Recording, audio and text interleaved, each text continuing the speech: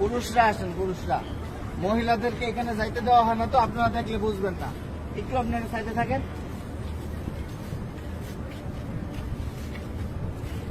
আমরা ভিতরে যাব হচ্ছে এইভাবে। আমাদের বাম দিকে থাকবে রওজা।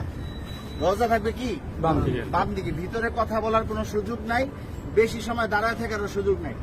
প্রথম দুইটা ছিদ্র থাকবে, যে দুইটা ছিদ্রের ভিতরে কোনো কিছু নাই। কবরের জায়গা ফাঁকা আছে। এখানে হযরত ঈসা আলাইহিস সালাতু ওয়াস সালামকে দাফন করা হবে। ওই পাশে হচ্ছে হযরত ইমাম মাহদিকে দাফন করা হবে।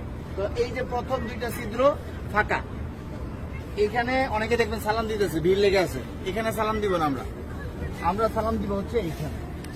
এইখানে এই ছিদ্র বরাবর ভিতরে হচ্ছে রাসূল সাল্লাল্লাহু আলাইহি ওয়াসাল্লামের রওজা। এই জায়গায় সালাম দিব। দেখবেন যে এরকম যেই ছিদ্রটা, এইটার সাথে কিন্তু কোনোটার মিল নাই, ঠিক আছে? এই বরাবর নবীজিকে সালাম দিতে হবে। রাসূল সাল্লাল্লাহু আলাইহি ওয়াসাল্লাম এখানে জীবন্ত অবস্থায় শুয়ে আছেন, ডান কাত হইয়া। নবীজির মাথা এদিকে, পা হচ্ছে এদিকে, ঠিক আছে? রাসূল শুয়ে আছেন, উম্মতের সালাম গ্রহণ করতেছেন। হ্যাঁ, সরাসরি সালাম গ্রহণ করতেছেন। তারপরে এখানে আবু বকর রাদিয়াল্লাহু আনহুর কবর, এই বরাবর এখানে আবু বকর রাদিয়াল্লাহু আনহুকে সালাম দিতে হবে। কিভাবে সালাম দিব? নবীজিকে কিভাবে দিব? আসসালাতু আসসালামু আলাইকা ইয়া রাসূলুল্লাহ, আসসালাতু আসসালামু আলাইকা ইয়া হাবিবাল্লাহ। যতটুকু বেশি আমরা পারি বলার চেষ্টা করব।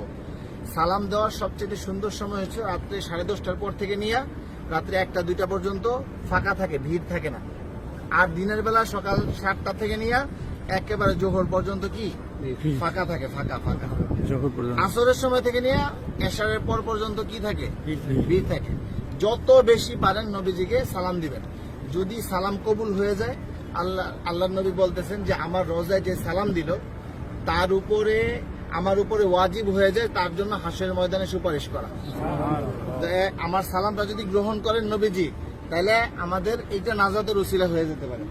যাই হোক, বলতেছিলাম এই বরাবর আবু বকর রাদিয়াল্লাহু আনহু, আবু বকর রাদিয়াল্লাহু আনহু মাথা এদিকে, পা এদিকে। নবীজির মাথা এখানে, রাসূলের পা এই পর্যন্ত আসছে। রাসূলের শরীরের ওই পাশে হচ্ছে কি আবু বকর রাদিয়াল্লাহু আনহু। আবু বকর রাদিয়াল্লাহু আনহু ঘাড় বরাবর হচ্ছে হযরত ওমর রাদিয়াল্লাহু আনহু, উনি আরো ওই পাশে, ঠিক আছে? নবীজি এখান থেকে এইভাবে শোয়া, রাসূলের পরে হচ্ছে আবু বকর রাদিয়াল্লাহু আনহু শোয়া, তারপরে হচ্ছে হযরত ওমর রাদিয়াল্লাহু আনহু।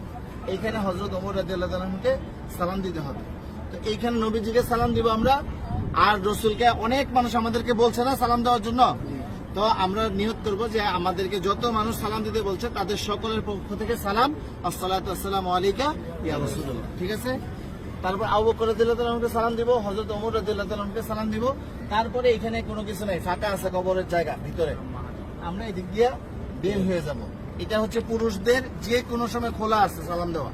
আর মহিলাদেরকে ঠিক রওজার পিছন দিক দিয়ে দিবে সালাম দেওয়ার জন্য একদিন। কথা বুঝতে পারছেন? একদিন সুযোগ আসবে রিয়াজুল জান্নাহ নামাজ পড়ার জন্য, এবং সালাম দিবেন রওজার পিছন দিক থেকে। আর মহিলারা বাহির দিয়া প্রতিদিনই সালাম দিবেন আপনারা বাহির থেকে। হ্যাঁ, এই পাশে আসেন।